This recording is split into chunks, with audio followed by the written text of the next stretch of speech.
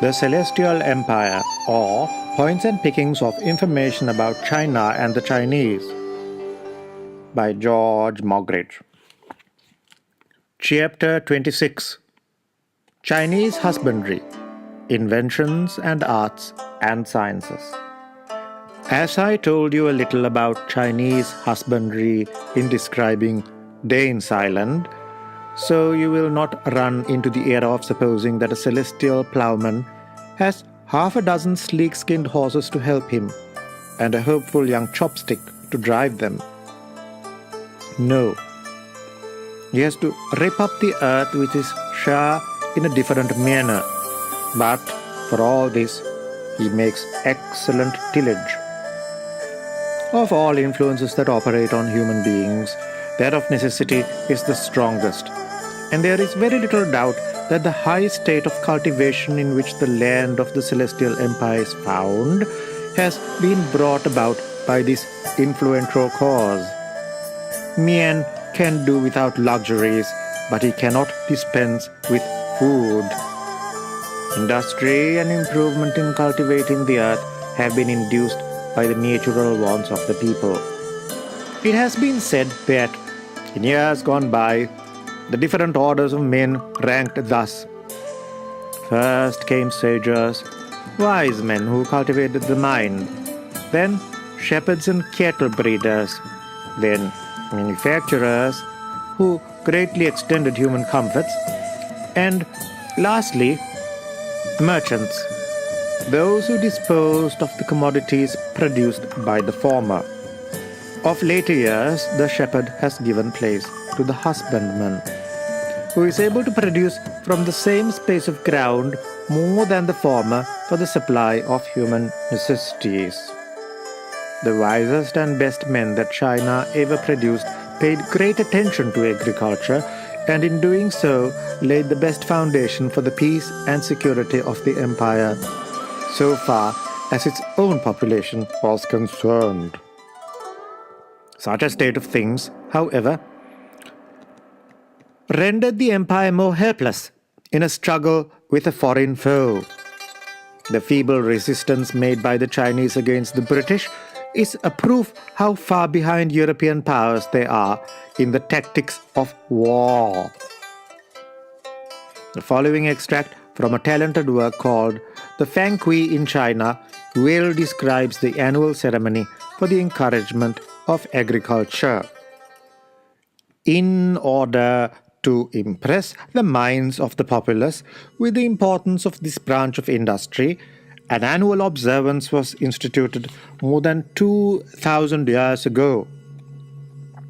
This ceremony, which has been continued annually for many centuries, was neglected by some of the more degenerate princes, but was again revived by the third sovereign of the Manchu dynasty, named Yongqing.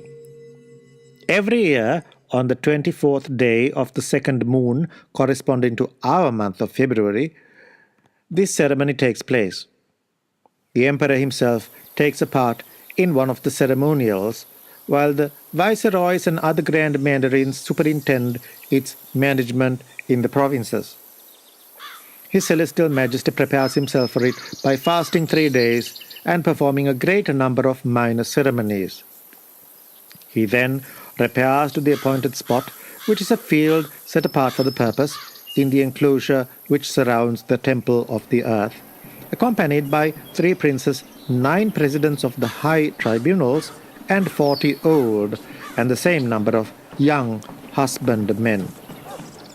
When a preliminary sacrifice of the fruits of the earth has been made to the supreme deity Shang-Ti, the royal hand is applied to the plough, and a furrow is made of a considerable length. The princes and the mandarins follow the example, after which the field is delivered into the charge of the proper officer who preserves the produce for the purpose of sacrifice. The sowing of the seed is preceded by a similar observance and is then finished by the husbandman. A ceremony in honor of the same takes place in the capital of each province. The governor parades through the streets crowned with flowers and accompanied by a vast concourse of grandees bearing flags, which are decorated with the emblems of agriculture and portraits of people who are famous in that art. While the streets are adorned with the most fanciful and highly ornamented lanterns and triumphal arches.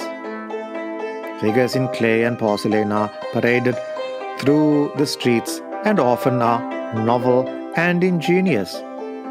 Among others is a buffalo of enormous magnitude made of clay, borne on the shoulders of 40 men and preceded by a boy who represents the genius of industry. When they arrive at the residence of the governor, he, in his capacity of priest of spring, delivers a speech in honor of agriculture. He then strikes the buffalo 3 times with a whip, after which the people fall upon it and break it with stones. The animal being opened at the termination of the ceremony, the contents, consisting of numerous small cows made of the same material, are distributed among the people. I have just read in a London newspaper of a veteran Scottish ploughman now living in Kirkoswald, a brawny ploughman chiel, who during the last and the present century has perhaps prepared as much land for seed as any living ploughman in Braid, Scotland. This hardy son of rustic toil, although lacking by 3 years of 80, ploughed during the last pluck time upwards of 30 Scotch acres, and he is still ready with a pair of good nags to put his hands to the plough, undertaking for 2 or 3 days to turn over as much land as any of his more youthful competitors. Whether a long-tailed celestial ploughman, wanting but 3 years of 80, could be found to match him, this canny Scotchman I cannot say. Every part of the land in China capable of cultivation is turned to good account, and perhaps the vegetable produce of the country, space for space, is equal to any in the world if we except Great Britain. It is thought that near 600 millions of English acres are under cultivation in the country, mostly divided into little patches with small ditches between them. The land is often prepared by the hand alone. Ploughs are comparatively scarce, and not unfrequently the men or women are yoked to it instead of horses. Cows, mules, and buffaloes are certainly used, but the difficulty of finding them pasture limits their number. Nothing can exceed the industry of the Chinese, nor the untiring perseverance with which they feed their land with water and manure. Through every plot of ground they lay down bamboo pipes which enable them to turn the stream in what direction they choose. Their methods of raising water I described in speaking of Danes Island. Mud, slime, and every kind of animal and vegetable substance is sought after for manure. What think you of barbers shaving and cutting hair for no other recompense than the harvest they obtain from the heads and chins of their customers? This, in some instances, is said to be actually the case, as hair is an excellent manure. It is readily bought by the farmer, and thus the industrious artisan is repaid for his labor. The following prayer, offered up by the present Emperor Tao Kuang during a dearth, will shew the manner in which the gods are invoked under such circumstances. Admitting the apparent humility to be sincere, His Celestial Majesty must be one of the humblest men in the Chinese dominions. I, the Minister of Heaven, am placed over mankind and made responsible for keeping the world in order and tranquilizing the people. Unable as I am to sleep or eat with composure, scorched with grief and trembling with anxiety, still no genial and copious showers have descended.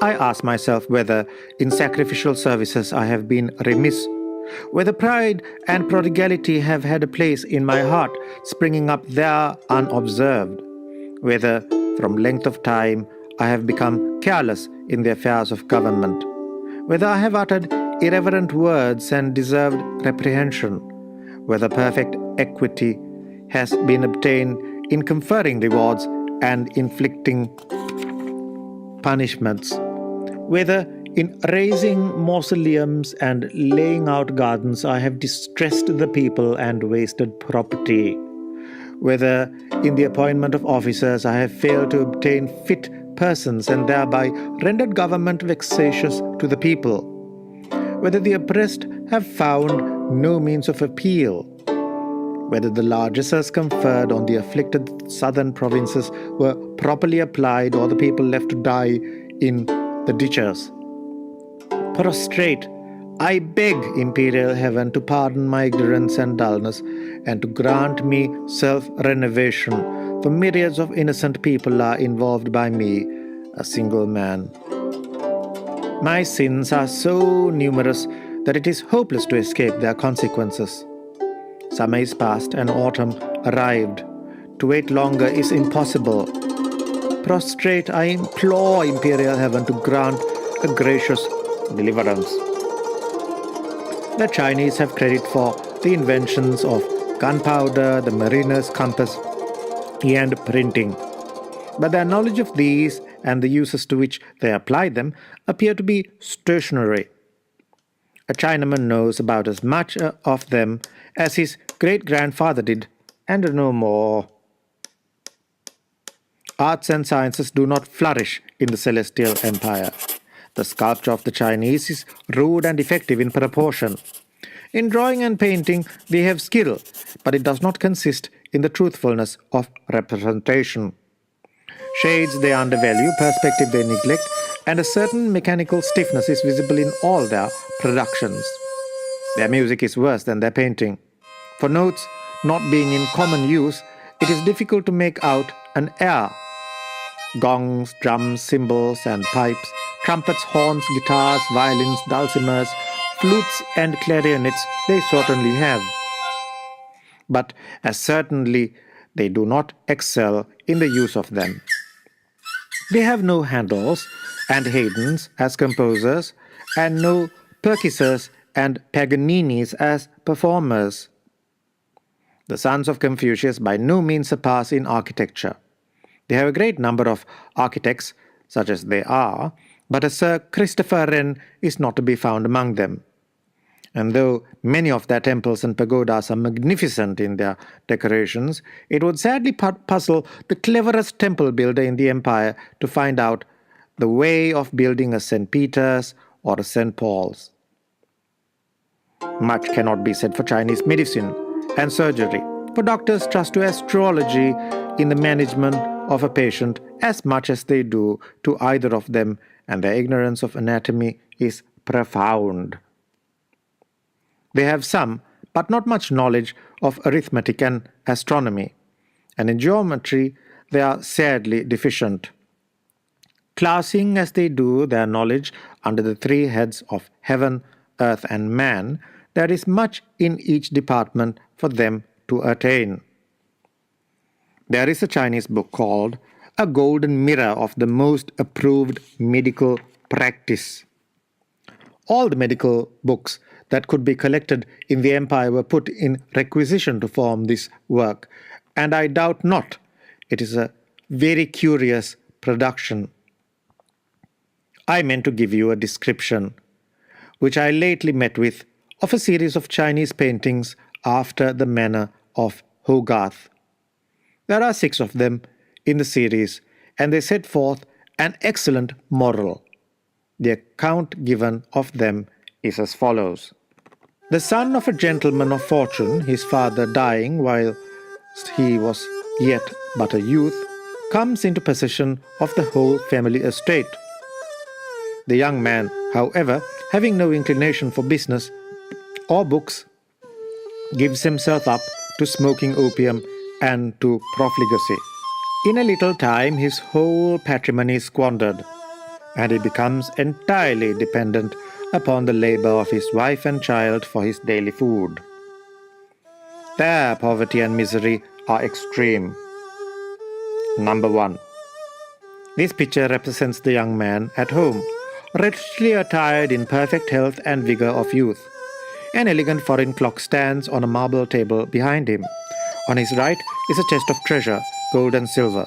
On the left, close to his side, is his personal servant.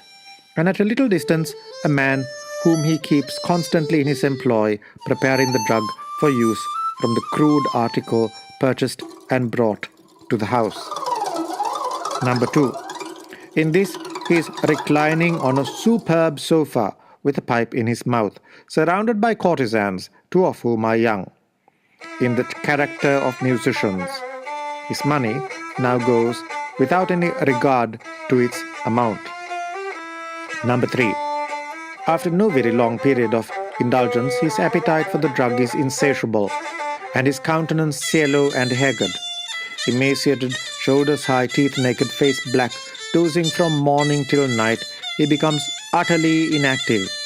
In this state, he sits moping on a very ordinary couch, with his pipe and other apparatus for smoking lying by his side. At this moment, his wives, or a wife and a concubine, come in. The first, finding the chest emptied of its treasure, stands frowning with astonishment, while the second gazes with wonder at what she sees spread upon the couch. Number 4. His lands and his houses are now all gone. His couch exchanged for some rough boards and a ragged mattress. His shoes are off his feet, and his face half awry as he sits bending forwards, breathing with great difficulty.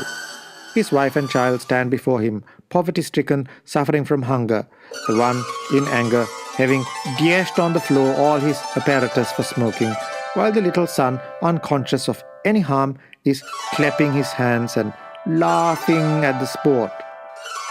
But he heeds not either the one or the other. Number 5. His poverty and distress are now extreme, though his appetite for opium grows stronger than ever. He is as a dead man. In this plight, he scrapes together a few cash, copper coins so-called, and hurries away to one of the smoking houses to buy a little of the scrapings from the pipes of another smoker to allay his insatiable cravings. Number 6. Here his character is fixed. A sot. Seated on a bamboo chair, he is continually swallowing the feces of the drug, so foul that tea is required to wash them down his throat. His wife and child are seated near him, with skeins of silk stretched on bamboo reels from which they are winding it off into balls, thus earning a mere pittance for his and their support, and dragging on from day to day a miserable existence.